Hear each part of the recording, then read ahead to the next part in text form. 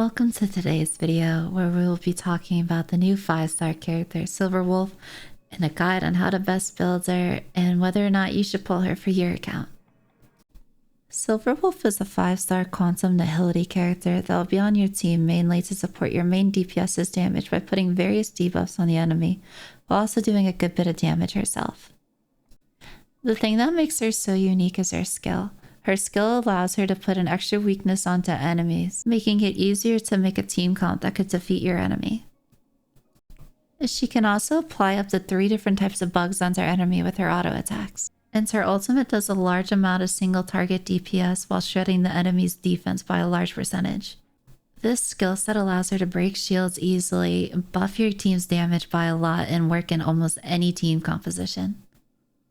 For Lightcones, Silverwolf has several great options, one being her signature Lightcone, Incessant Rain, which gives a good boost to your team's overall damage and a good boost to her own damage as well. Another great option if you're looking for more damage for your Silverwolf but less utility overall is Welt's Lightcone. This Lightcone is the best option in terms of her own damage but isn't the best in terms of bringing utility for your team. The last Lightcone I would recommend is the one from the event currently going on. Personally, this is what I'll be running on her because it's free and very strong for her, and I think anything more than this, while beneficial, is not necessary to her kit. If you're like me and you haven't farmed much for Relics, you're in luck because Thief of the Shooting Meteor is a great set on Silverwolf that'll bring a lot of team utility for her and allow her to break shields for your team a lot easier. This set combined with the free Lightcone from the event will allow her to regenerate energy a lot faster and spam her ult more often, decreasing the enemy's defense even more often than she already does. If you're looking to increase Silverwolf's own damage, Genius of the Brilliant Stars is the way to go, but personally I would recommend the other option more as it's more team utility and this does not bring much for the rest of your team. For a 2-piece set, I recommend Pan-Galactic Commercial Enterprise. It has a good mix of team utility and extra damage for your Silverwolf. If you want to build Silverwolf for team utility, I recommend building Effect Hit Rate, Break Effect, and Speed as her 3 main stats. And if you want to build her for personal damage, I'd recommend Crit Rate, Crit Damage, and Attack as her 3 main stats. Silverwolf's kit allows her to fit into almost any team as a support to any main DPS, allowing them to do way more damage and break shields much easier than they would have if she was not there.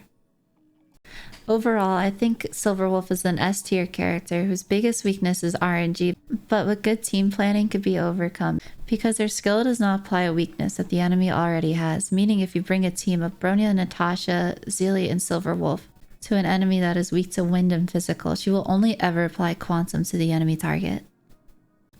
This combined with her massive defense shred makes her work in practically any team comp and will make any DPS do way more damage. This combined with her ability to be a great sub DPS I think makes her one of the best characters, if not the best character in the game as of patch 1.1. That being said, as time goes on and more characters are released, I think Silverwolf's role will be less necessary as players acquire characters of more elements and more roles.